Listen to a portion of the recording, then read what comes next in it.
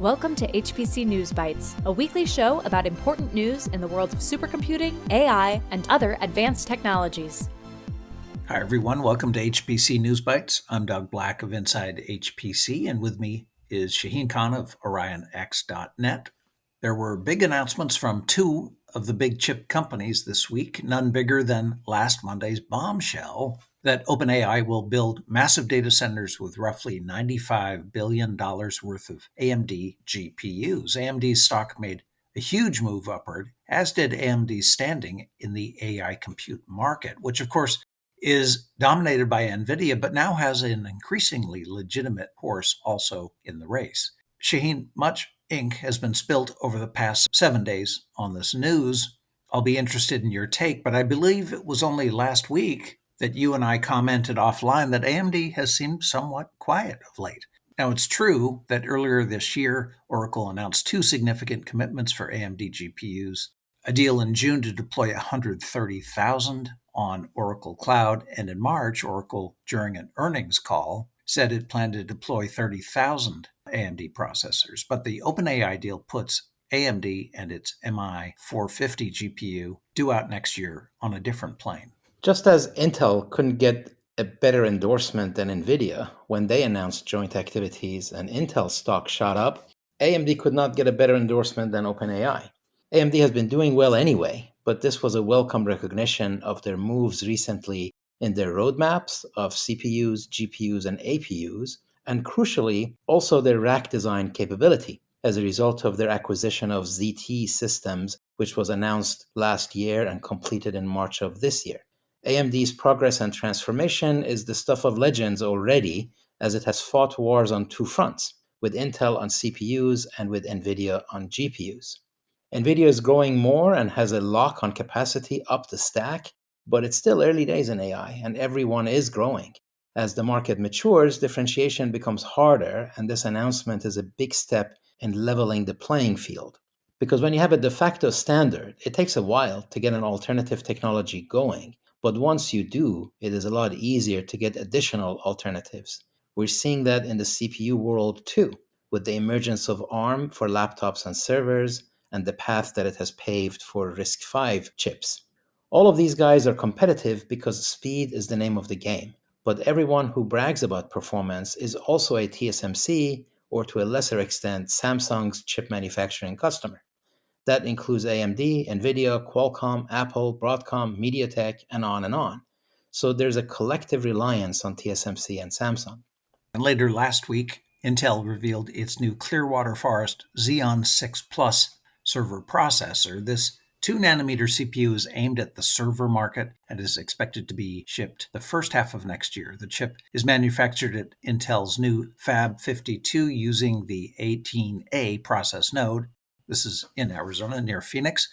I took a tour of the facility during a pre-announcement press event earlier this month.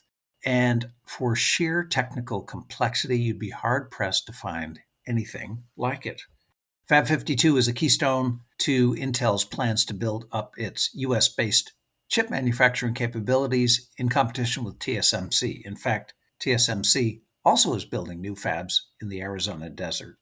You'd have to say, Shaheen, that between Fab 52 coming online and the U.S. government investing $10 billion in Intel, new CEO Lip-Bu Tan, sometimes referred to as LB at Intel, has gotten off to a positive start, even if some of the recent achievements were put in place before Tan got to Intel. As for Clearwater Forest itself, Intel said it has up to 288 E-cores, 17% instructions per cycle uplift over prior generation, and gains in density, throughput, and efficiency. No doubt more performance details will be forthcoming. Yeah, when Pat Gelsinger rejoined Intel as CEO in early 2021, he set out a super ambitious plan to catch up with TSMC. The tagline then was 5 nodes in 4 years, or 5N4Y. Many chip experts considered that to be just impossible, that once you fell behind, it would take decades, if ever, to catch up. And if you ever did, it'd probably be more a result of others making mistakes than you leaping forward. So yes, 5N4Y or even 4N5Y was a tall order. You could say Intel started falling behind in a visible way in 2015 when it delayed its 10 nanometer fab. It did so again in 2020 when it delayed its 7 nanometer fab. So you could also say the last time Intel had parity with TSMC was around 2019.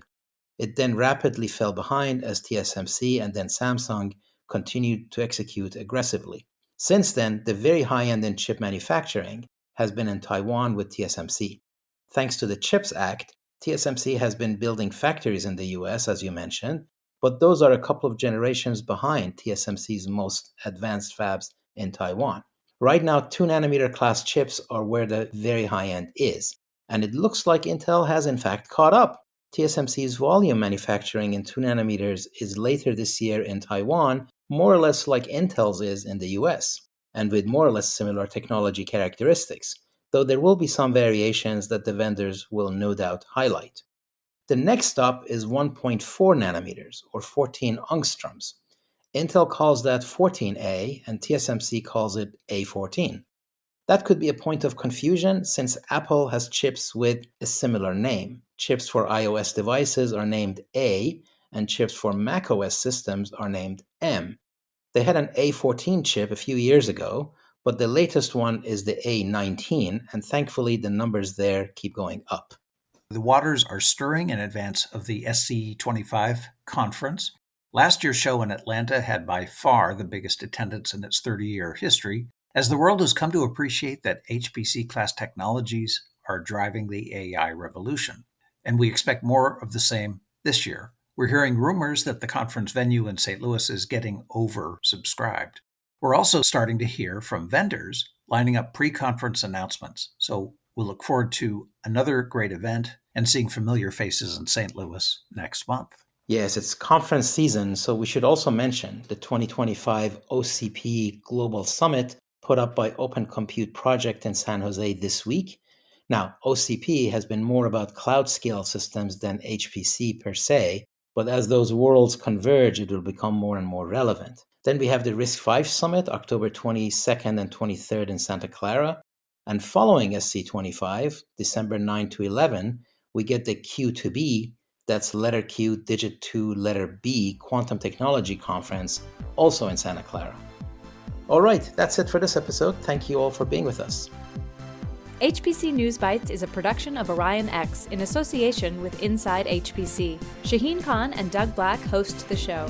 Every episode is featured on InsideHPC.com and posted on OrionX.net. Thank you for listening.